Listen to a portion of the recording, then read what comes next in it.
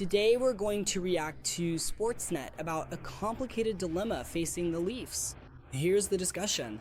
What should be done with goalie Storlaks? The team has more options in goal than most of the league, and that opens the door to tough decisions that could impact the future. But first, leave a like and subscribe to the channel. That motivates me to keep making videos for you guys. I mean, everyone seems to love this guy. Seems like an awesome person. And yeah, hopefully he can find that within him, whatever that may be. Wanted to ask you now about another team in Canada. And so we don't often tell you, I don't tell you what I'm going to ask you about. So I don't know if you've had a chance to look into it. But the Edmonton Oilers have made some goaltending moves this year. Tristan Jarry, Connor Ingram have been playing games for them. Are they any closer to solving what has been a problem for them the past few years? Not yet. Okay. Not yet. You know, and Borny, this is the challenge. I've got a bunch of goalie injuries here. I've got depth charts. I've been looking at this stuff all day. You're the Zach Galifianakis gift, just numbers floating around your head at all times. It's exactly, you know, and here's the thing. There's just not a lot of depth out there, Borny. Yeah. Like I'm looking at the top 7 teams in goalie depth. So let's just say Edmonton, they want to go get a guy right now. Okay. They want to go get a guy. Who's giving them up? Dennis Hildeby?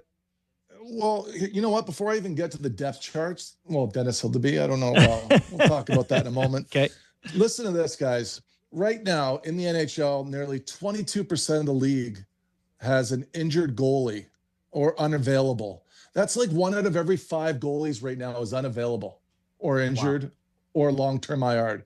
Check this out. Mrazek, lower body. Alex Lyon, lower body. Kachekov, hip surgery, out for the season. Mackenzie Blackwood, he just activated the other day. Jarry just activated recently. Varlamov out. Allmark, personal leave. Vladar got injured last night. Matt Murray in Seattle injured, even though he's a 3. Stolar's upper body. Demko, IR. Carter Hart, lower body. Aiden Hill might be playing tonight. I don't know if that's out yet. He might be in. Yeah. And Igor Shesterkin, lower body, right? Like, look, what are we talking about? This might be a new segment, the MASH unit. I wrote this down. Brought to you by Workload Management that didn't manage the workload. There you go. We have a new segment. We go through that every week. So how important is like a third goalie? And like, so you mentioned the Rangers with their 40-year-old Quick, but after that, I learned it's Spencer Martin. Like Spencer Martin, yeah. And he has a career .883 save percentage. I mean, that's not a number 3 for me. You know, your number 3, Dylan Garand might get a start here soon for the Rangers, but every team needs to have 3 to 4. It seems like, and again, back to depth charts. Nobody really has anybody, Kipper. Like. I mean, look, Dallas Stars, they have 2 guys that people would want, meaning like Casey DeSmith as the second guy.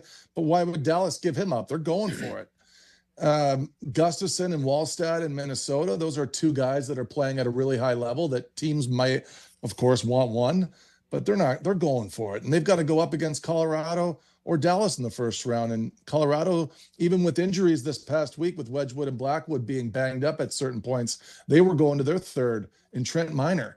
So to me, there isn't depth anywhere.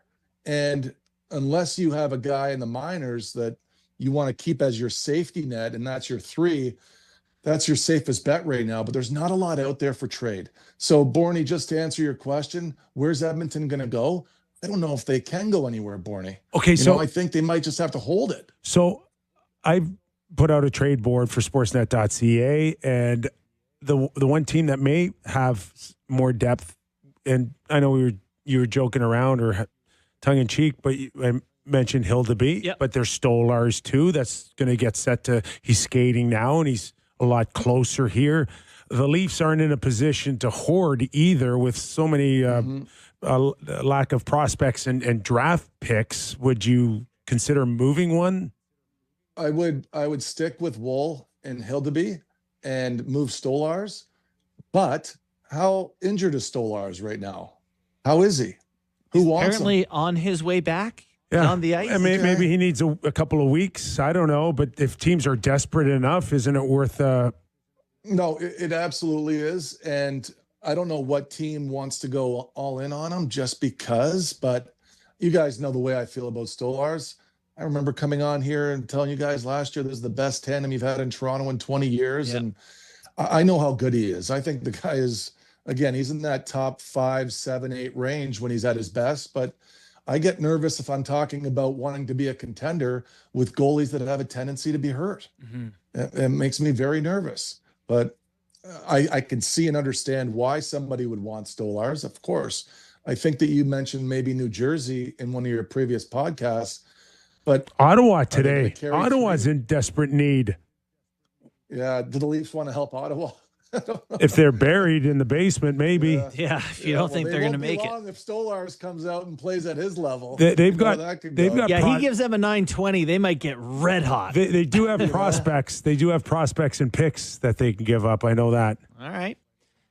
Well, more than ever, I've been looking at who's drafting well and who would I trade with as a trade partner that it can be a trusted source, because that's the biggest piece here, boys. It's where can you get the best players from the teams that have consistent drafts and develop really well. I mean, I don't want anybody's problems, but yeah, a fascinating time of year right now. And, it's definitely been a sobering day for us here in New York because of what happened last night. And that's kind of where my mood's been all day, looking at the future with not knowing what comes next.